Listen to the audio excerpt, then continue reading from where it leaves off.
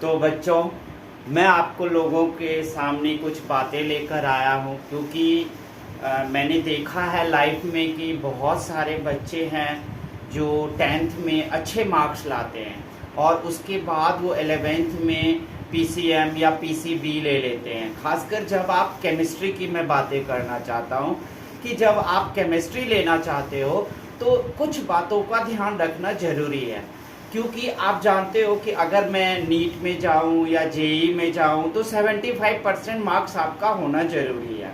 तो आप 10th में अच्छा मार्क्स आया और आप गए और 11th में जाकर के आपने केमिस्ट्री ले ली, लेकिन जब 12वीं पास हुए तो आपके पास 60% मार्क्स थे। अब 60% मार्क्स में नीट और जेई का जो सपना था वो आपका पूरा नहीं होता है। तो आपको कुछ बातों का ना ध्यान रखना पड़ेगा। जैसे कि आप 11th में केमिस्ट्री लोगे वो तब लोगे जब आपको 9th से ही इसकी तैयारी थी।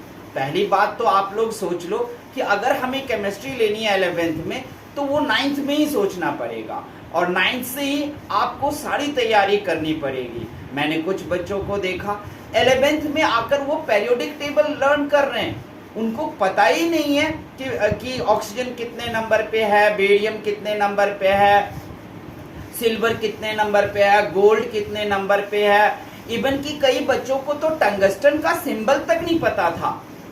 ऐसे में एंटीमनी है या ब्रोमीन है या आयरन है या उन सब के बारे में एटॉमिक नंबर, मास नंबर आपको पता होना चाहिए और पता कैसे होना चाहिए वो भी जान लो। आप बिल्कुल एक कविता की तरह रटा होना चाहिए। आप देखते हो ना, हवा हूँ हवा में बसंती हवा हूँ, सुनो बात मेरी अनोखी हवा हूँ।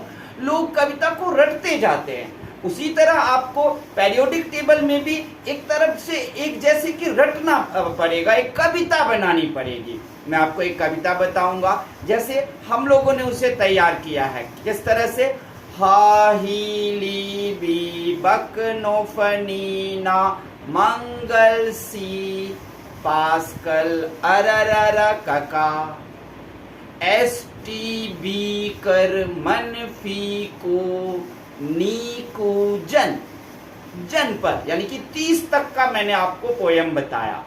30 पर में आप जानते हो जिंक है।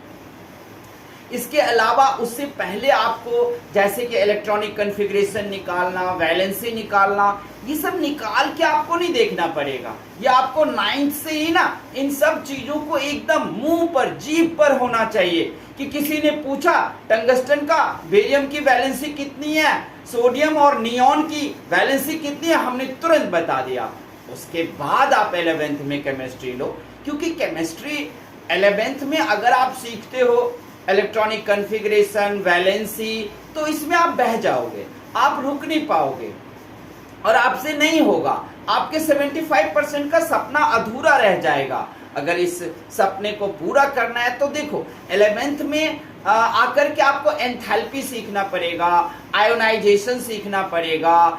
इसके बाद बहुत सारी चीजें हैं जिनको आपको सीखना पड़ता है, जैसे मोलर है, मोलैलिटी है, मोलैरिटी है। तो मोलैलिटी और मोलैरिटी ये चलो 11th में सीख जाएंगे, मानता हूं, लेकिन आपको मोल है क्या, मोल कंसेप्ट है क्या, मास है क्या, ये सारी चीजें 9th से आपको आदत होनी चाहिए।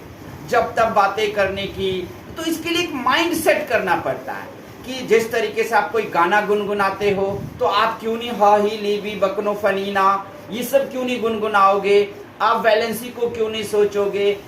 आप तो जानते हो ना कि एक जागता हुआ दिमाग कभी खाली नहीं रहता। तो अगर आप जाग रहे हो और आपके दिमाग में क्या चल रहा है, पढ़ रहे हो तो पढ़ाई की बातें करो। अगर आप केमिस्ट्री लेना चाहते हो तो उससे शुरू करो। आप जानते हो केमिस्ट्री की शुरुआत कैसे हुई? केमिस्ट्री की शुरुआत एल्केमी ने शुरू किया था। जानते हो, आपको 11th क्लास के केमिस्ट्री के फर्स्ट पेज पर में ही एल्केमी का नाम वर्णन है। उन्होंने एल्केमी ने एलेक्सीर बनाने को कहा था। उन्होंने कल्पना की थी कि एलेक्सीर बनेगा और उन्होंने कॉपर और आयरन की मदद से कहा कि एलेक्सीर बन सकता है। लोग पूरी दुनिया में जुट गए। क्यों? क्योंकि एल्केमी ने कहा है ऐसा एलेक्सीर बनेगा। वैसे आपको बता दूं एलेक्सीर का हिंदी में अमृत कहते हैं। तो लोग पूरे के पूरे उस पर जुट गए और सब के सब कुछ न कुछ करने लगे। इस केमिकल को उस केमिकल से मिलाने लगे, उस केमिकल को इस केमिकल से मिलाने लगे। सबको कहीं ना कहीं सबने मिलकर केमिकल्स को मिलाना शुरू किया। शायद एलेक्सीर तो नहीं बना। एल्केमी ने कहा कि हम गोल्ड भी बना सकते हैं। गोल्ड भी नहीं बना। विभिन्न तरह के केमिकल को मिलाने से गोल्ड भी नहीं बना। लेकिन केमिस्ट्री की शुरुआत हो गई और धीरे धीरे लोग जो पढ़े लिखे थे, जो अनपढ़ थे, उन सब ने रसायनों को मिक्स करना और केमिकल्स को मिक्स करना शुरू कर दिया और एक दिन केमिस्ट्री बन गया। हालांकि आप लोग जानते हो केमिस्ट्री के फादर तो लेबोजियर को कहा जाता है, क्योंकि लेबोजियर ने ही आपको सही से रूल्स को शुरू किया, एटम्स को प्रपोज किया और सारी बातों को बताया। हालांकि हमारे देश के महर्षि कनाड, ग्रीक के ल्यूसिपियस, सबने एटम्स की कल्पना कर ली थी, लेकिन लेबोजियर ने आपको सही से सब कुछ करके दिया। उसके बाद आप जानते हो थॉमसन आए, रुदरफोर्ड आए, उसके बाद नील्स बोर आए। सबके ड्रॉबैक्स थे, सबके अपनी खोज थी।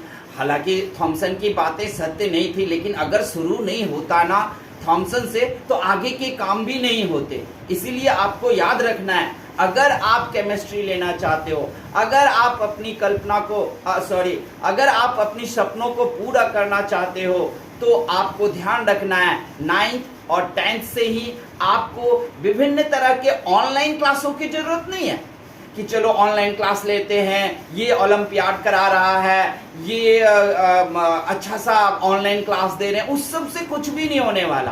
केमिस्ट्री एक ऐसी चीज है जहां आप अपना कॉन्सेप्ट तैयार करोगे, आपकी अपने तरीके होंगे, अपने फॉर्मूले होंगे। याद है ना, आप 10 जगह मेरे से सीख लोगे और सर से ऑनलाइन सीख लोगे, ऑफलाइन सीख लोगे, लेकिन तब भी बहुत सारे बच्चों को लर्न नहीं होता। क्यों? क्योंकि आप अपना तरीका तैयार नहीं करते हो। पेरियोडिक टेबल के लिए मैं एक फॉर्मूला दूंगा, बाएं से जाओ तो दाएं से बाएं जाओ, बाएं से दाएं जाओ, अप से लो में आओ, फिर डाउन से अप में जाओ, तब कैसे बिहेव करता है सारे केमिकल एलिमेंट, ये सब हम लोग बता सकते हैं। लेकिन मैंने अपने कई स्टूडेंट देखा है जो मेरे बताने के बाद भी उसने एक अपने तरीके को इजाद किया और वो मुझे बताया। मुझे बहुत अच्छा लगा कि इसने हमारे तरीके के से इसको याद नहीं हुआ, इसने अपना ही एक फॉर्मूला तैयार किया। तो याद रखना बच्चों कि आप लोग केमिस्ट्री लें तो 9th से शुरुआत करें। पेरियोडिक टेबल पर आपकी पूरी तरह से पकड़ हो, वैलेंसी पे हो, कॉन्फ़िगरेशन पे हो, चाहे वो KLMN सेल की बातें हो या फिर आप जो 11th में आकर SPDF सीखोगे। जरूरी नहीं है 11th में आकर आप SPDF सीखो। SPDF को आप 9th से ही प्रैक्टिस करना शुरू कर दो, क्योंकि जब आप 11th में आओगे तो एंथैल्पी या थर्मोडायनामिक्स आप जानते हो ना, जब आप केमिस्ट्री में पेरियोडिक टेबल सब सीख के रखते हो, सब कुछ होता है, तब जब आप थर्मोडायनामिक्स चैप्टर में पहुंचोगे तो वहां पर मैं आपको सिस्टम को पढ़ोगे, फिर वहां पर बॉन्डिंग पढ़ोगे, बॉन्डिंग में देखोगे कौन कितने डिस्टेंस पर रहता है, तब एटम्स को कैसे किया जाता है, फिर आयोनाइजेशन एंथैल्पी देखोगे कि ब्रोमीन का आयोनाइजेशन एंथैल्पी ज्यादा होगा या क्लोरीन का होगा, नियॉन का ज्यादा होगा या क्लोरीन का ज्यादा होगा। ये थोड़ा वास्ट हो जाता है। लेकिन अगर periodic table, mass number, atomic number, ये सारी चीजें अच्छी तरीके से आपको पता होता है तो आपको कहीं कोई केमिस्ट्री दिक्कत नहीं लगेगी, वो खेल लगेगा। याद रखना एल्केमी ने क्या कहा था। एल्केमी बहुत पढ़े लिखे थे, उस समय को वो दार्शनिक थे, वो जानते थे कि एलेक्सिर नहीं बनेगा, वो जानते थे कि कॉपर या आयरन की मदद से गोल्ड नहीं बनेगा, लेकिन वो जानते थे कि हमें शुरुआत करा देना है। और वो ये भी जानते थे कि एल्केमी एक दार्शनिक है और उसकी बात कोई नहीं टालेगा। अगर किसी ने नहीं टाला तो आज आपके पास केमिस्ट्री है, विभिन्न तरह की आपके पास दवाइयां हैं, वो सब आपने किया है, सब आप साइंटिस्टों ने किया है, नए बच्चों ने नई खोज की है। आप तो जानते ही हो, कोरोना टाइम में हम 6 से 9 महीने में वैक्सीन ढूंढ लेते हैं। ये सब एल्केमी का शुरू किया हुआ था, चाहे वो गलती शुरू किया हो। जरा सोचिए ना, थॉमसन ने जो कहा उसका रुदरफोर्ड ने क्या कहा? रुदरफोर्ड ने कहा मेरा गुरु गलत नहीं हो सकता, क्योंकि दुनिया थॉमसन को गलत कह रहे थे। लेकिन रुदरफोर्ड ने जब शुरू किया तो उन्होंने क्या किया, एक नई एक्सपेरिमेंट करके नई खोज की और उन्होंने प्रोटॉन का भी खोज कर लिया। तो थॉमसन भले ही गलत साबित हुए, लेकिन गलत को ही जब आप ढूंढने गए और उसको साबित करने गए तो आपको कुछ नया सा मिल गया। इसलिए हमेशा याद रखना कि आपको 9th 10th में अच्छे से periodic table, mass number, configuration, mole concept ये सारी पता हो तो आप आराम से 11th की केमिस्ट्री को संभाल सकते हो। वरना आपका सपना जो 75% लाकर नीट और जेईई में बैठने का है वो टूट जाएगा, वो 60-55% पर रह जाएगा, क्योंकि अचानक सा 11th में जाकर के आप पीरियोडिक टेबल से लेकर और सब कुछ सीखने लगोगे एंथैल्पी तक, तो ये बहुत ही मुश्किल हो जाएगा। और फिर आप 11th में जाकर बहुत बहुत बहुत मेहनत करोगे तो भी नहीं हो सकता। इसलिए 9th 10th से ही आप इस पर कोशिश करें। याद रखें हमारी बात को, और कोई क्वेश्चन हो तो जरूर पूछें।